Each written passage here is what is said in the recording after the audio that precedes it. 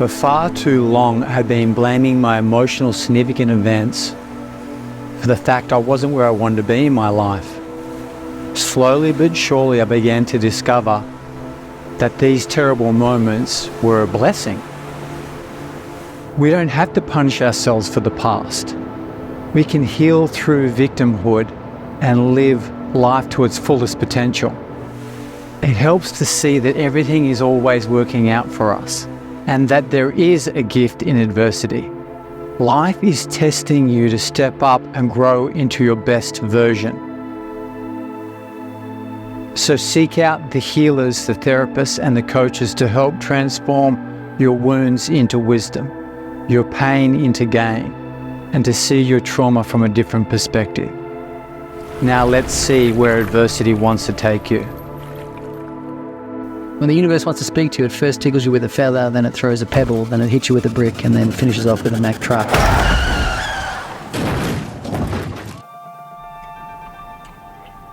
Let me tell you something you already know. The world ain't all sunshine and rainbows. It's a very mean and nasty place, and I don't care how tough you are, it will beat you to your knees and keep you there permanently if you let it. You, me, or nobody is gonna hit as hard as life. But it ain't about how hard you hit.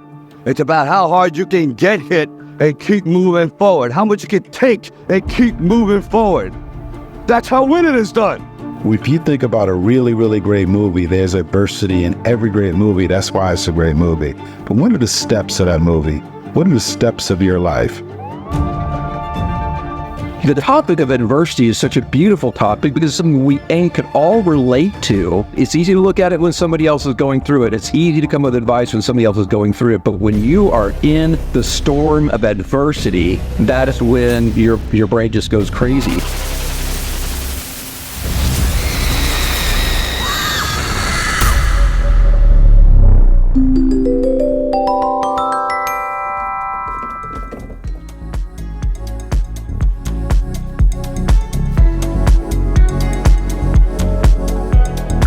In 2002, I was still heavily medicated, in all the sorts of trouble, seeing a psychiatrist, still mentally not well, and unemployed now for 5 years. And I remember I was staying in a nightclub. I was at this club and we were hanging out. It was a bit of a dance party, and I was there with my girlfriend at the time, and we were having a great time. And then something in my head, again, it just snapped. And I started to see things that weren't there, and I started to make connections that weren't there. And one thing led to another, and the next thing I know, I actually felt that I was on a game show.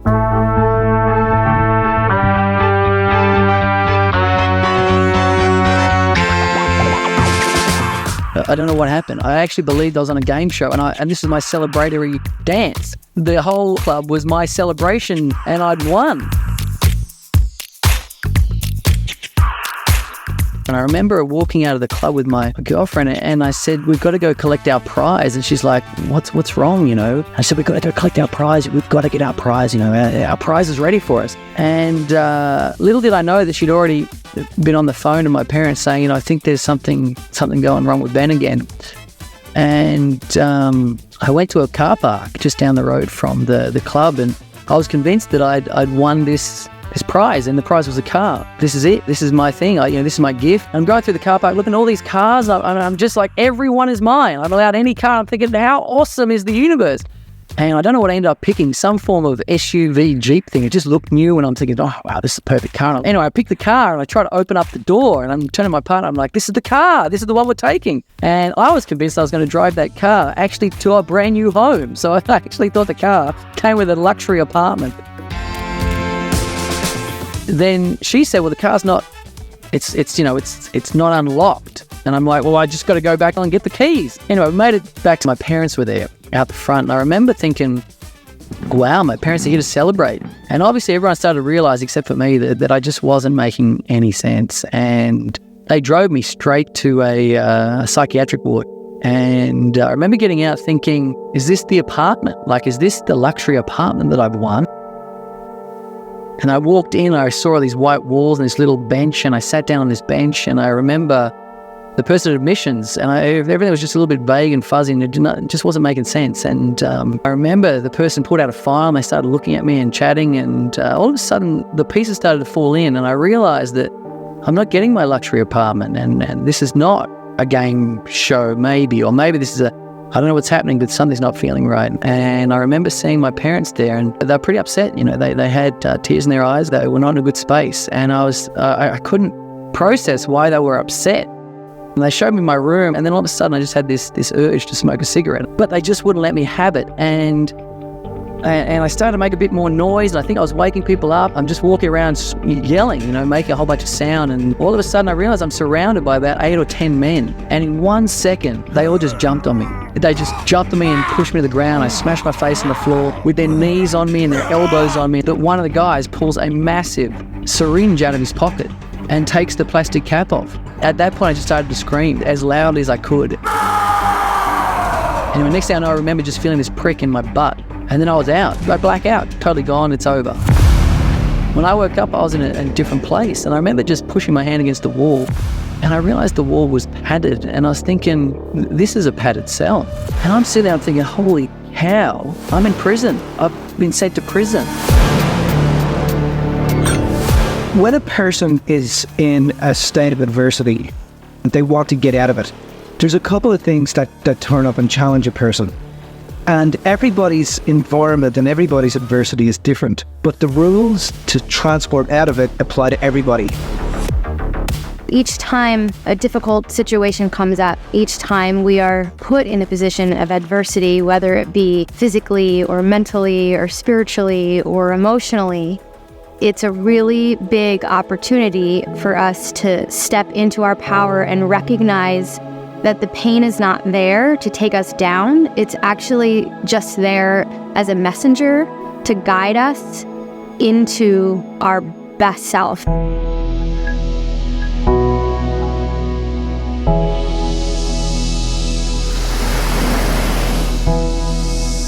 People often ask me, is there a richness in adversity? You can't have one without the other. It's impossible. It's like having a magnet and trying to cut it in half and trying to somehow cut out the negative without the positive. It's an illusion. And that, I believe, is the cause of most suffering. People want to be happy without sad. You can't. People want to be saints without sinners. People want support without challenge. If we don't experience the opposite of something, how are we ever going to know the other side of it, right? So there is such beauty. It's the yin and the yang. If you think about going outside and on a dark, dark night where there's no light, right? The moon's not even out, it's a new moon. You can see those stars. If you didn't have that dark sky, you would never be able to see those stars. And if you've ever been through a challenge, been through adversity, been just so crushed by something, or maybe even a heartache in a relationship, you can then experience the opposite side of that through being through those things. And so polarity is such a gift that we have. If we were just always blissed out, joyful, nothing ever was a challenge for us, nothing ever went wrong, then how would we even know that we're blissed out and joyful if we didn't know what the opposite of that was? People think that adversity is a roadblock. It's not a roadblock. Adversity is something that you have to pick up. Is there to actually nurture you, and nature only nurtures us. It only does things to help us to evolve into who we are. What is the gift in this adversity? What am I being called to learn? Why do we have or face adversity? I think there's 3 things. There's only 3 things that why we face adversity. Number 1, it's there to test us. Second one, it's there to teach us. And the third one, it's there to transform us. Face adversity, love it, because unless you do those 3 things, you're not going to grow as a person, and we're all here to grow.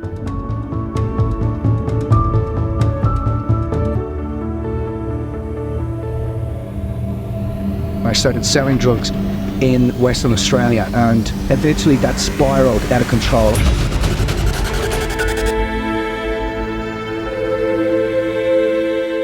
one day I ended up in a church, and I ended up going up to the altar of this church and getting down on my hands and knees. And I remember just looking up at the altar and going, okay, I have to stop this, because there was this person I was being, and there was this other person over here that I knew I could be. So there was a massive incongruency between who I was and who I knew I could be. And it was killing me. I walked out of that church and I knew something very profound was going to happen. It turns out that about 6 weeks later, I ended up getting arrested, and I ended up getting charged with knowingly concerning the importation of a quantity of MDMA into Australia. And the court system here wanted to give me 10 years. I thought to myself, the best thing for me to do is just take myself out. I'm sitting there, and I'd wrote a letter to my parents, and a buddy of mine burst through my front door, and I'm sitting there, and I have a letter in front of me, I have a pen beside my letter, my car is running outside in the driveway, there is a hose pipe connected to the exhaust, and it's running through the front window of my car. My buddy is so excited, he's run straight past my car in my front door, and he's like, you guy can't meet this guy. Then he stops, and he looks, and he realised the situation. And he sat down with me for 2.5 hours. And he eventually convinced me to get up and leave and go with him.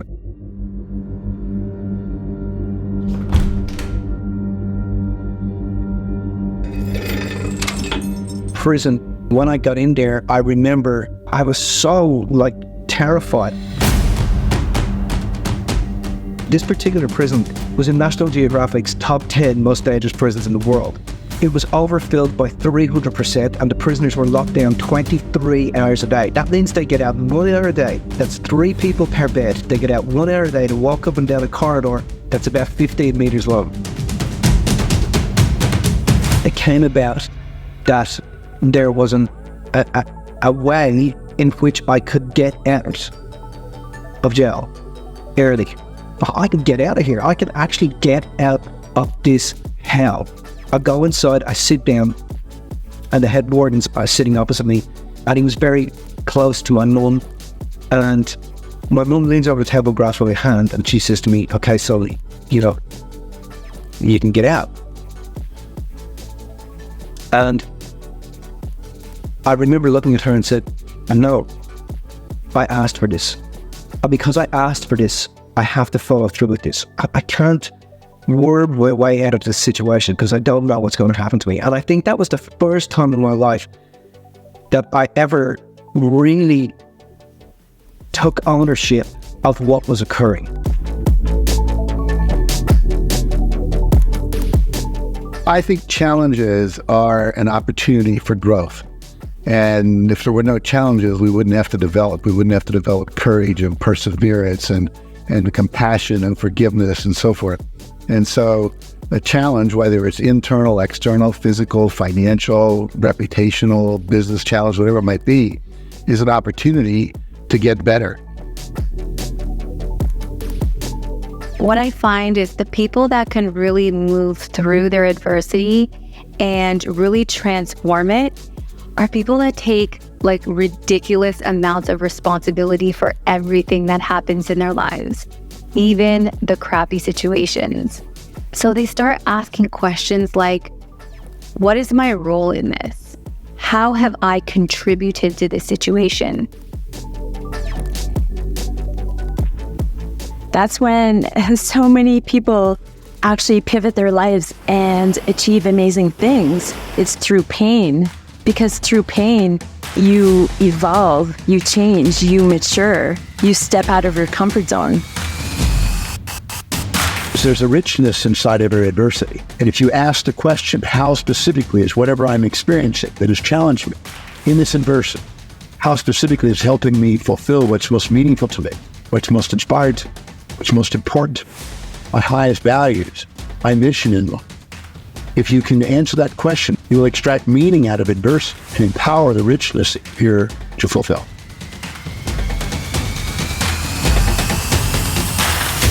I think that adversity is here to grow our souls. We came into this life experience knowing that it wasn't going to be smooth sailing. we knew that we were here to grow and to expand, and to have that, you need to have those points of contrast. So we need to learn to evolve through the adversity and learn how to fuel it to grow us as beings. And once we evolve ourselves, that's when we're really fulfilling our purpose. Nothing has any meaning, but we as human beings assign meaning to everything. And when you find yourself in a position of uncertainty and you're worried and stressed or fearful or a combination of all three, the reality is it usually has something to do with what meaning you're assigning to it. And so your first question when you're experiencing some level of fear or uncertainty is, okay, what meaning am I assigning to this? The asking of the question fundamentally changes your perspective because it's an admission that it's you, not the external situation. But then you're saying, okay, well, I'm afraid of this, or I think this is going to happen, or this person's trying to take advantage of me, or whatever. Or it's a cancer diagnosis, and then I could die from this, I could lose everything, my children, my wife, whatever situation you're in. And so ask yourself first this question, what meaning am I assigning to it? Then ask yourself the question, what could it mean? And only allow yourself to come up with answers that are empowering.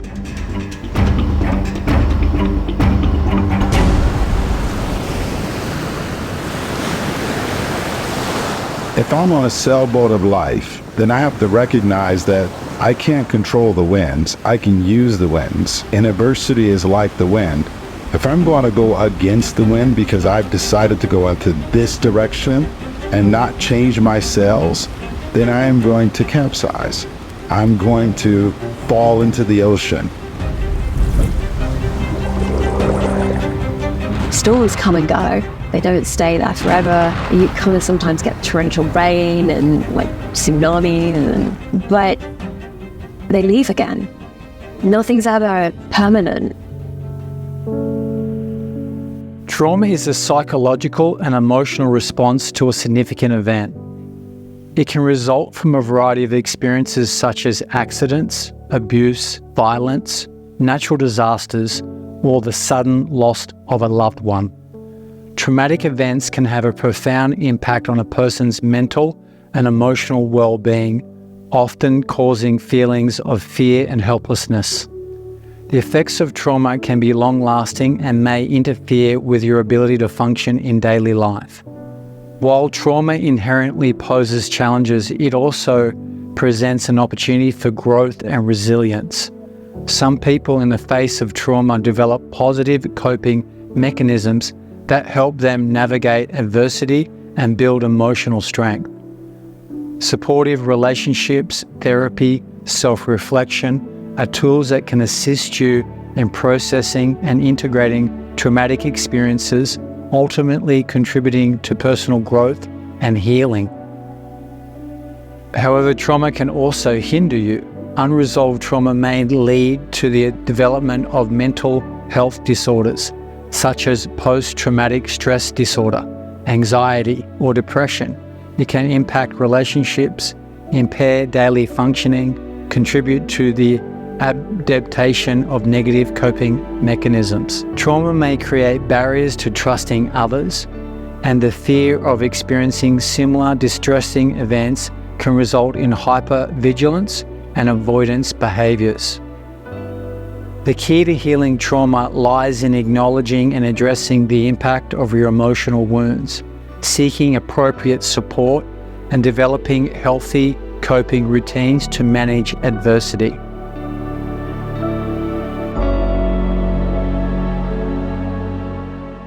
I was born into poverty in the mountains of Peru, and I was born into an environment where there was domestic and sexual abuse. And that was my life really for the first 5 years until I was adopted and moved to Canada. I had an amazing life there. But one of the things that I didn't consider was how those first 5 years really impacted me. And as a child, we don't know to go in and heal our emotions or our wounds, so we don't. And I just ignored them for a really long time. But the thing is, we can never avoid our wounds. It's either you can face your challenges and those emotional traumas, or you can prolong them. Those are your choices. And what I did was prolong them for many years until I was an adolescent and I found myself drug addicted and overdosing in an apartment that I shared with a heroin addict. So that was a rock bottom for me. And that's when I really realized that I had a lot of healing work to do. I had a lot of forgiving to do of both myself and others. And I really went through this journey of self-discovery and did a lot of coaching programs myself and a lot of workshops and lots of therapies to really recover from that childhood. You know, one of the things that keeps us stuck is limiting beliefs. And most of our limiting beliefs, not all, but most, were formed between the ages of 3 and 8 years old. The reality is, though, that when those lock in at that early age, they go very deep into the subconscious. And so they have to be rooted out. They have to become aware of them and then release them. So many people stay stuck in what we call victim mentality, where they feel like there's a lot of despair and powerlessness. They feel defeated. But it's so important to reframe it and to have a positive mindset so you can rise above the storm. When you're faced with what you perceive to be a challenge, if you sit there and wallow in it and run the story and become your victim, you're not going to empower yourself. The wisest thing to do is to look for its complementary opposite. Look for the other side of the story, and then transform the story into making history. It's wiser to ask yourself, how specifically is what I'm experiencing helping me do something extraordinary upon Earth?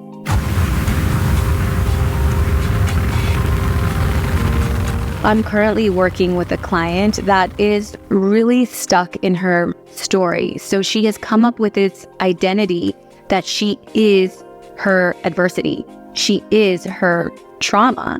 Some of the language that she uses is, I've tried that before, nothing has worked. I've tried this type of therapy. And then she uses different labels, medical labels, to say that identify herself. I have this, I have this. And she doesn't want to get out of that. And the problem with someone being so identified with that adverse experience is that you can give them all the tools in the world, but unless they truly want to change and unless they begin to disidentify themselves from that experience, true change is not possible. So it has to begin with a genuine desire to change and a belief somewhere deep down that you are capable of change, because without that, all the forces in the universe and all the coaches in the world are not going to be able to help you move through it. It begins with you. You have to decide to make that change first. 2 women could be raped, which is awful, and one can commit suicide and the other one can become one of the richest people in the world, called Oprah Winfrey. Because it's not what happens to you, it's what you make it mean. It's what you do with it. It's what you believe about it. When you are faced with challenges that make you want to run your story as a victim of your history, it's wiser to be a master of your destiny than a victim of your history by finding meaning in the experiences that you think are challenging. The way to embrace adversity is to ask ourselves, what is it teaching me? Who am I having to be? What am I having to step up into? Challenges are going to come whether you like it or not. So instead of going against them, learn to embrace it. Let's learn to embrace every single challenge. And then you realize that this problem is actually really, really small. Very, very small. And you can solve the problem fairly easily. Adversity says step out of the comfort zone. Develop new belief systems. Stand up and have the courage to say, I believe that I can accomplish everything that I want to accomplish because it's from within. No one escapes the human incarnation. without challenge and without adversity. How we deal with it brings out our true character. We are not our story, right? We are not defined by the stuff that happens. We're defined by who we become and the ability to tap into our own power through that. Adversity really does make us stand up and make a change, and even so subtly. When you overcome something, when you learn through something, you are actually getting better and better and better. You're getting more wise, you're getting more capable of making decisions, and ultimately, you're going to make more of an impact in the world with what it is that you're doing. So adversity is a gift. We learn some of the most profound lessons in life by what we go through. That's where we gain so much wisdom. Obstacles are not there to destroy us. They're there to teach us a lesson. We need to listen and go within our heart space and figure out what that lesson is so we can grow from that challenging experience. Life is full of challenges, and we're oftentimes faced with adversity. We need challenges in order to grow. There's latent and infinite potential within us. No one wants to live a challenge-free life. We want to have our goals so wide and our vision so magnificent that when we're pulled by our vision, the challenges that inevitably rise up are there, pull out the gifts, talents, capacities, strengths that lie within us all. Now, adversity, those moments where things seem to be operating totally against you. And there's a tremendous richness in that as well. This is where we're invited to dig very deep roots into our soul through spiritual practice, through intentionality. And when the roots are extremely deep and the winds of adversity can come, you'll bend, but you won't break. And when the adversity subsides, you're stronger. You're more capable to deliver your intrinsic nature of giftedness, magnificence, beauty.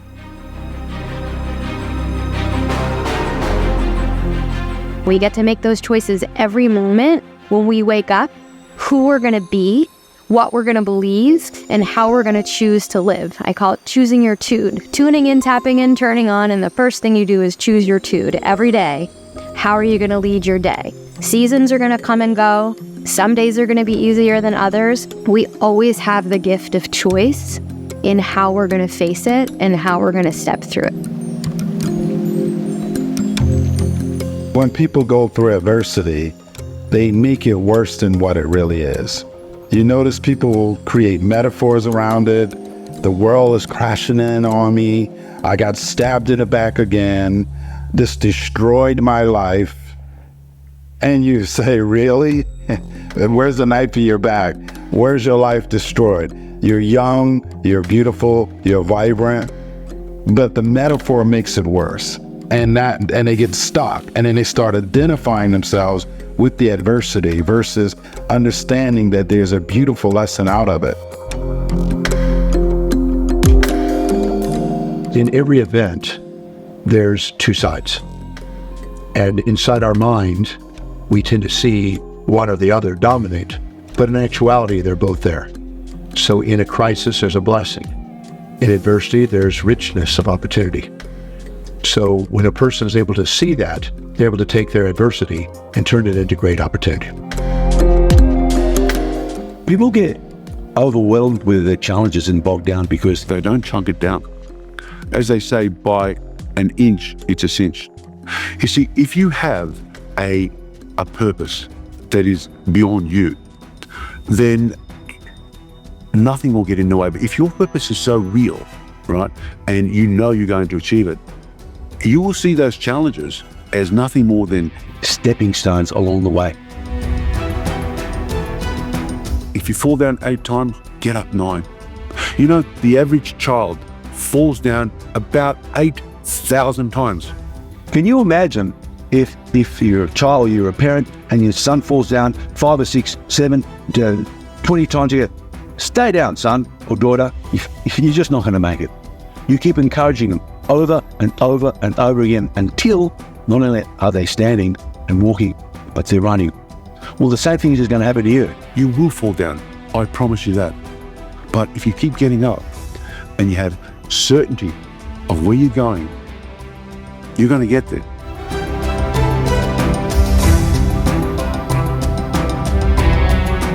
And even when we're in momentum, we get back to that space where the adversity comes back again. And you go, didn't I already go through this experience? I already had this experience. I've already grown through this. Why am I experiencing it again? And we're such interesting creatures that we think that just because it shows back up, that we didn't do something right, that maybe we really weren't deserving. But when you realize that each time the adversity shows up, each time that challenge shows up again, we're a little bit different. You're a little bit of a better person this time. You have a little bit more tools in your tool belt to be able to handle the situation. So that challenge doesn't stick around as long as it did the first time. You have to train yourself to take advantage of adversity versus being a victim of adversity. That's all training, that's thinking, that's a choice, that's a decision. The power that we have to create our own experience. We're not the victims here. Now, it's in this place that we have choice. So it's here that we go, I don't know that I fully understand this, and it hurts and it's shocking and whatever else feelings you have attached to it. However, I choose not to be a victim of this circumstance. That's really powerful, not to be a victim. At this point, you can't change what's happening externally, but you're starting to change and grab hold of that energy and go, I'm going to start rising above this experience so that I can come to understanding. But you don't need the understanding of the experience at this level, you just need the choice. I will not be a victim to this. I was introduced to an inmate that has had a life sentence at 16 years old. So he's locked up forever. He'll always be behind bars. The interesting thing is that his mind cannot be locked up. So that's really what we focused on. It's been over a year where we focused on what can you do? Not the things that are in your way, because obviously you have a lot going on. But the things that you can control is shifting the mindset away from, I'm the victim, there's nothing I can do about it, my circumstances, and blaming everyone else. So there's something that you can do. And that's what we really focused on. What can you do?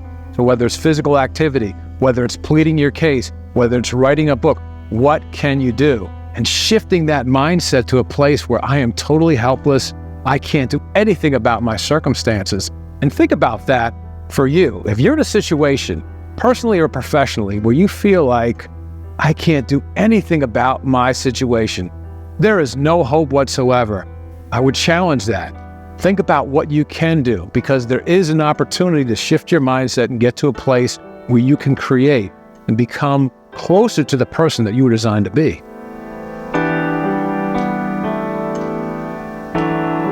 When you're faced with a physical adversity, it's going to challenge all of it. It's going to challenge your way of thinking. It's going to challenge what you have faith in, because you can sit in the why me? Why did this have to happen to me? Or we can look at the this is happening for me, and what am I going to be able to do with it? As you're becoming a conscious creator of your world, the power of my mind and the emotion and feeling that I can bring to this, and the visioning, and then the action, I actually have a part to play in the weaving of my reality. Feeling like a victim is not a fun feeling. I have been there before in the past. I used to think that it was all the other people were the reasons for why things were going wrong in my life. But really, if you think about, we all want to take credit for when things are going great in our life. But if we're going to take credit for all the things that are going well, we also have to, on the other side, take, 100% responsibility for all the things that are showing up in our life that are not going the way that we really want them to be going. There's so many people that can talk about being a victim for, all kinds of situations. And people have been through some horrible, traumatic experiences, which can easily allow them to feel like a victim. But it's when you step into your power and you no longer are going to allow outside forces, other people, things, situations to really, define you. How we respond and how we react to situations can really empower us, and we can either stay a victim and stay stuck and unhappy and miserable. But, who wants to stay in victimhood? Who wants to stay stuck there?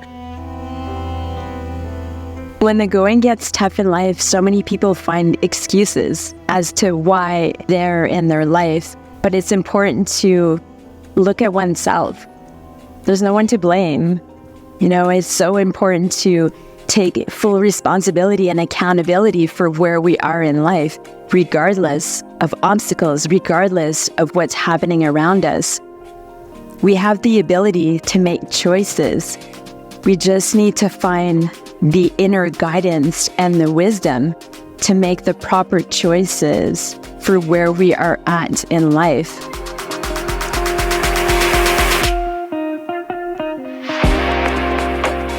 Some people also have fear. What is fear? Fear is when you believe that in the future you're going to receive, either to yourself and or to others, more pain than pleasure, more challenge and support. You will not be able to see it during the darkest hours of your life, but just know that the greater the challenge, the better the lesson. We have the ability to heal if we see the opportunity when it's coming at us, instead of seeing the fear. The problem with fear, one of the biggest difficulties with fear, is that fear lies to you. It tells you that this is your reality and there's nothing greater outside of it. And the truth about it is, when you're able to face the fact that fear is lying to you, only at that point can you transform your reality. We often can't see what we're about to gain when we go through significant change. So it's that fear of the unknown and the uncertainty that often keeps us stuck in situations that are actually not really ideal for us. We don't ever heal by running away. The only time we can fully heal at the truest level is to move through the pain as we know it. Fear is something that can paralyze us and stop us in our tracks, and it's absolutely just an illusion. It's so liberating to not allow fear to be something that is going to change your response to anything, and to just completely push it down. Now, a lot of the times when we fear something, it's because of the fact that we've actually had bad experiences before, or we've never done something before and we're going into unknown territory. My take on fear is that if you believe in something, if you want something, if you really are striving for something, then you can easily overcome that fear by just doing anyway, and the momentum will carry you forward. Nowadays, I really welcome adversity. Nowadays I'm looking for adversity because that's really what allows those growth spurts to occur at a very deep level. And I think that that's something I can only look at now. Back then, I wouldn't wish adversity on anybody. But nowadays, I think if you know what to do with it, it's a great way of learning how to grow.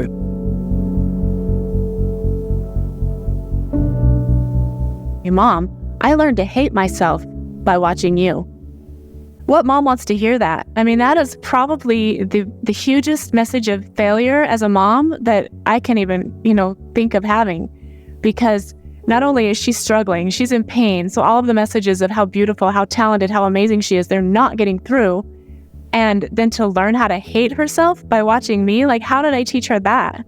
And it really got me thinking, really deep introspection. I found myself thinking about that all the time. It was all consuming for me. And it wasn't until I started stepping through my fears and doing these things that scared me that I finally was able to see, oh my goodness, she's feeling what I'm feeling. And all of this restriction that I feel and able to let my full self be seen. One of my favorite texts I've received from this same daughter that has, if this was the only result I got from doing the work that I've been doing and doing things that scare me every day, was, Mom, I've been watching you get happy, and I want that, and I want you to show me how to do it. And that to me was the most validating message I could have received of, yes, this is the right thing to do. Yes, keep stepping through your fears. Yes, let yourself be seen, because this is the message that's getting out. It's helping her to feel okay with who she is. If you share your pain and you know, the itty bitty shitty committee just skips banging away in your head and you start believing what you're telling yourself, you need someone to talk to about it. You need to have that conversation and that reality check, because we're defined by our relationships too, you know, and how we react with humans. Everything in life, all the problems, the adversities, everything that you go through, it really just comes down to one simple concept, and that is communication. The way you communicate with yourself internally and the way you communicate with the world externally is the secret to all of it. And if you just keep in mind that when you're communicating, there are three distinct kinds of communication. Communication of thought, communication of feeling, and communication of action. And if you can get all three of those to line up, then you really have created some miracles in your life. If you set a goal that is truly aligned and congruent with what's really meaningful to you, what's most important to you, what's highest on your value, you will increase the probability of achievement. Your belief in yourself will rise. Your self-worth will go up. Your confidence in taking action will expand. And your space and time horizons for bigger goals will automatically emerge. But if you set a goal that you think is important but isn't, not highest, you'll automatically tend to procrastinate, hesitate, frustrate. You will then hesitate in getting it accomplished. Your belief in yourself will go down. Your confidence will go down. Your self-worth will go down. And you'll tend to want to avoid it instead of taking action. The key is to finding out what's truly inspiring to you and fulfill that, and find a way where it serves other people doing it. Because if you can serve other people doing what you love, you've mastered your life. So if you find yourself struggling with adversity, talking about doing something that you love, let's take that a step further and talk about just doing one thing well. Do one thing well and do it over and over and over again. Focus on the one thing that you need to do first before you need to go to the next step. Problem with most people is they're trying to think of the step number 1, 2, 3, 7, 9, 27, 28, and 34 at the same time. Refocus, think about what you're going to do that's right in front of you, and if you can get that and get over that, then go to step 2. Otherwise, you're going to go into the overwhelm mode, and we don't want that to happen too many times, right? I believe you can go through life two ways. One is you can go kicking and screaming, being pulled, and you're going to get adversity, somebody to wake you up, an automobile accident, a catastrophic illness, you lose all your money, whatever happens. Or you can be conscious and you can say, okay, I'm going to meditate. I'm going to go inside spiritually and ask inside, what's the next step I need to be taking now? But if you don't do that, you will get adversity, and it's really for you. That's the hard thing to remember when it happens. It's really for you. And you can speed it up if you look for the lesson, if you look for the learning, if you look for the stretch you need to take, rather than resisting it. I think if you're sitting there now at home and you're trying to work out, what do I do next? You know, I've been through adversity, I'm struggling, I'm having some issues, maybe I'm upset or I'm experiencing grief or whatever it is. So meditation is one of those things that has an interference with your instincts. So something cuts you off, instinctually you get an impulse and you want to react with an emotion. If you put meditation in your morning, just 5 or 10 minutes, you put a gap between what the world throws at you and how you respond to it. And so meditation is a very simple thing. It's basic. Sit still, close your eyes, focus on your breath. I mean, that's it. There's nothing else. If your mind begins to wander, bring it back to the breath. There's no trick to learning meditation, but it does have an incredible result or an incredible impact on how you perceive the world. every person to wake up every day, pause, feel your breath, acknowledge the miracle that you are, and shine as bright as you can all day long, because the minute you feel your own power is the gift that you get to empower everybody else around you. Meditation is the most powerful way that we can experience to fast track and amplify that voice of knowing. We just need to get still, breathe, focus on hard gratitude, something you're grateful for. You'll come through it. You'll see the solution. You'll take massive action because you know your identity, who you are and your purpose in the world. And then you're going to come through it and you're going to have a level of clarity about everything. Every time you go through something hard, every challenge, every adversity you face is a gift. In every part of your life, you're going to be faced with challenges. The trick is, what do you do when you're faced with those challenges, though? You know, for me, it's a very simple thing. I use a 3R method. I reflect on the situation, I refrain from beating myself up, and then I reset.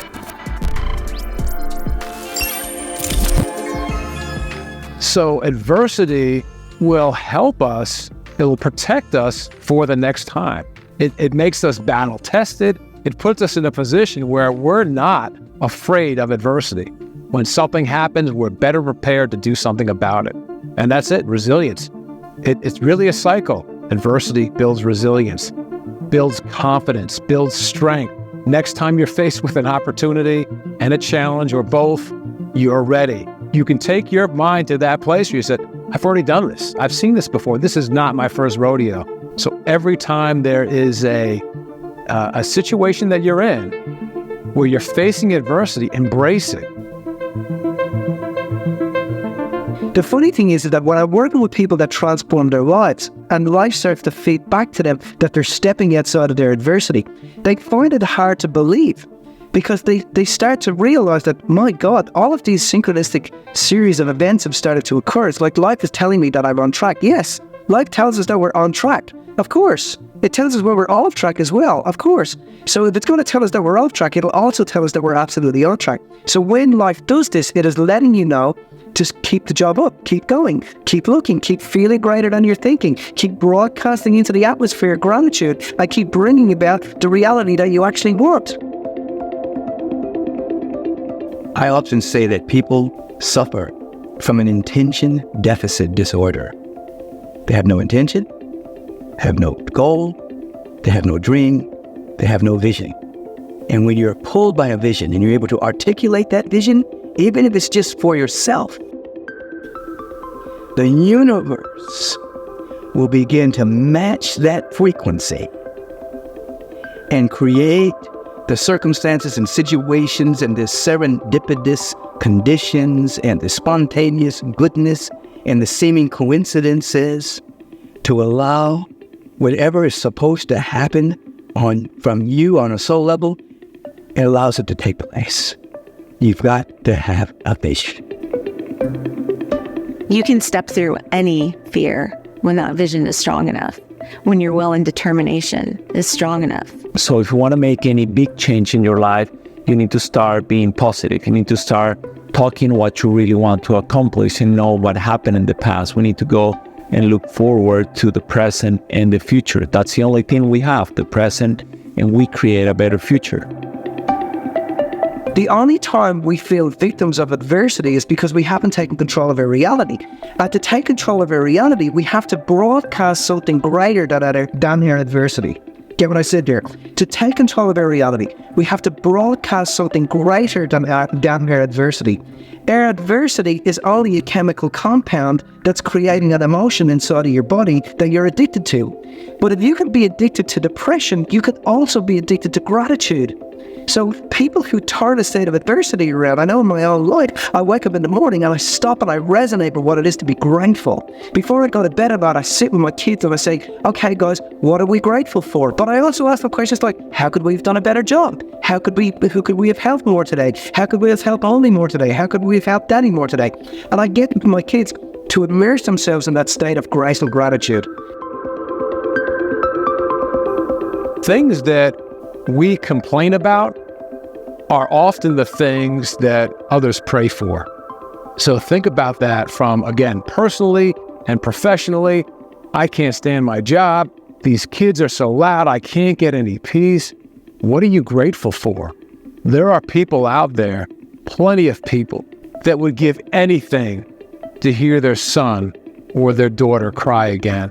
There are people out there that would just want one break. I just want an opportunity to work a job. So what can you do to align your gratitude with what you're doing now and move towards the vision? That doesn't mean you just give up on everything you're doing right now. Your gratitude makes you or takes you to a better place and a better space in doing what you're currently doing without losing sight of the vision of where you're going. When adversity hits you, you got two choices, You can be angry for the rest of your life, which means you can punish yourself for the rest of your life for something that happened to you. Or you can appreciate it by turning it into the gold that it is,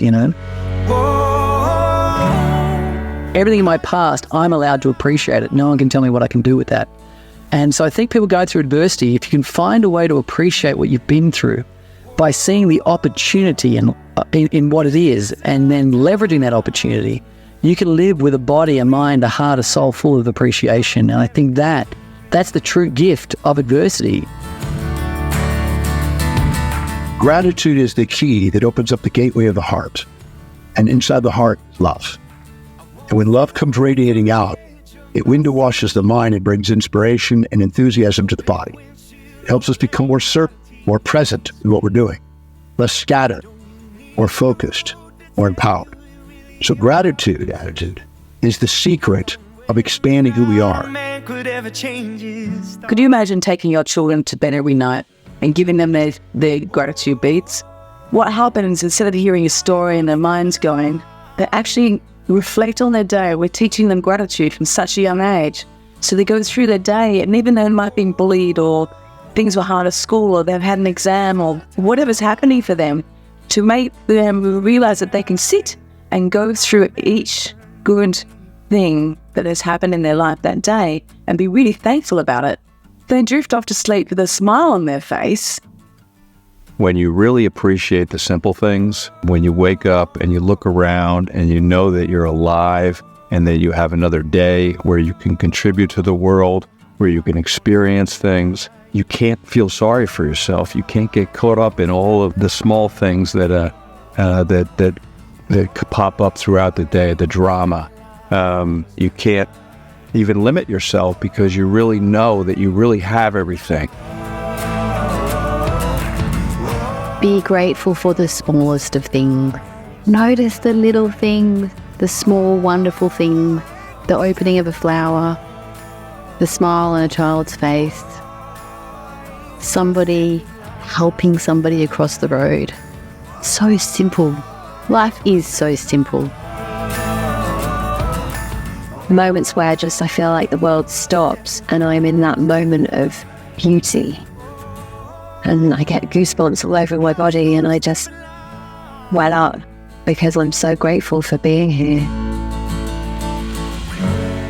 Challenges and adversities that has been in my life has shaped me to become a stronger woman, a more compassionate woman, and also it makes me also realize the most important things in life.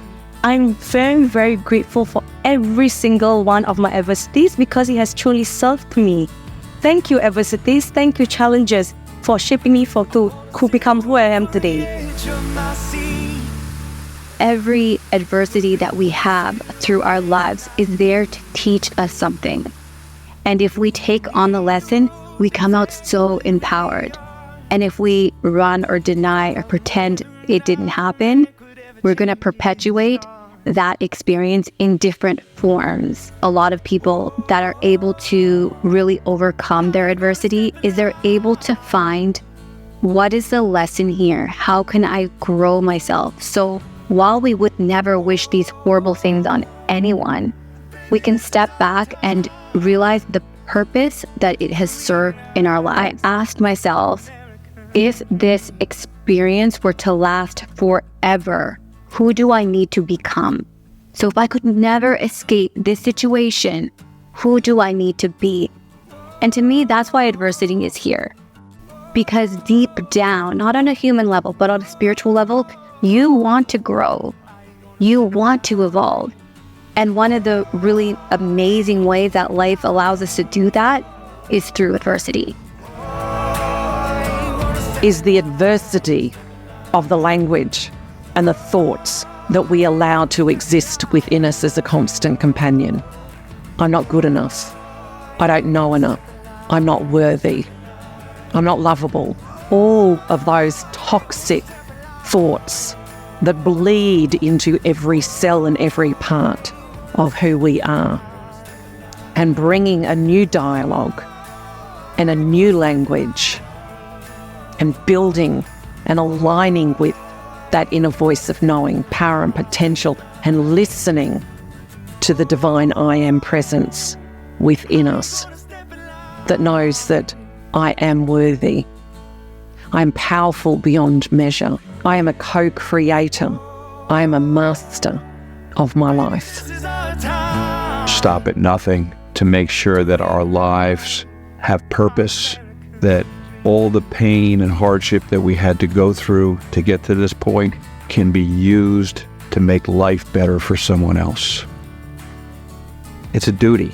Once you've been given the grace to get to the other side of all of these things that we've shared, it's a duty to share your experience, strength, and hope with others so that they believe that they can get through it too. Could ever change his stars. If you're facing adversity in your life, remember that there is always a solution. But doing what you love every day, find out what that is. When you get up in the morning and your feet hit the ground, what are you doing it for? Who are you doing it for? What is motivating you? That purpose, that love, and that leaning into love, and that being in service from a humble space, that will sustain you through anything. The way to embrace adversity is to ask ourselves, what is it teaching me? Who am I having to be? What am I having to step up into? And who needs me to be this right now? So that we take it from who we are out into the world and realize that, there is a synchronistic series of events that are occurring in your life to get you to emerge. Just because you haven't seen how they've helped you doesn't mean that they're in adversity, and doesn't mean that you can't see how they've been of service to you. All those challenges are opportunities in the making. So if you can basically fill your life with challenges that inspire you, you wake up your natural born leader. You expand your space and time horizons. You wake up your natural genius. You will automatically become an inspired leader. People who want to go and do extraordinary things want to look for challenges that inspire them, not avoid challenges that don't. You got this. This is your time. Right here, right now. Make some changes. Dream big. Think big. Surround yourself with the right people, and greatness will follow. You got this. Go get it. Everyone needs growth in their life. Every single one, whether it's small growth or big growth. If you want to change your life, you have to take the risk. Just take a small risk, just a little risk, and you see miracles happen in your life. These cats, I sting them if they never ever mind. If you truly want to grow, spiritually, financially, mentally, vocationally, bring all the challenges. Bring them on. If you change the attitude of the way you perceive with the world, and you look at it through a different lens, and you put in the right amount of effort, and you continue to develop your skills, then the world really is a magnificent place. As soon as you say, I desire to create this thing, I desire to be this person, I desire to have this experience, the universe is going to pop up and throw things at you to make sure that that's what you really want. Through pain and suffering, we learn consciousness. And through consciousness, we can become competent people, and we can actually start healing this planet, I think, one heart at a time. The moral of the story with adversity is that it is a part of this human experience, When we can accept that it is a part of this journey, then we can really move through it. And when we move through it, can step back from it, then we can start to find the lessons. And I really believe that there actually is lessons in any seemingly traumatic experience, but we have to be willing to find them. The greater the perceived void or tragedy in a person's life, the greater the value in that tragedy and the greater the triumph that awaits them. And it's important for everybody to understand that sitting inside of you is triumph. Sitting inside of you is a moment, a jewel waiting for you to truly emerge up into who you are. And it's there for everybody. And we're at a point now in time where we can't access it like that. We just have to say, I'm ready. The power of change is in your hands. It's your choice. No one else's. Doesn't belong to anything or anyone external. The power of change is in your hands. On a cloudy day, the clouds cover the sun, but the sun's always there.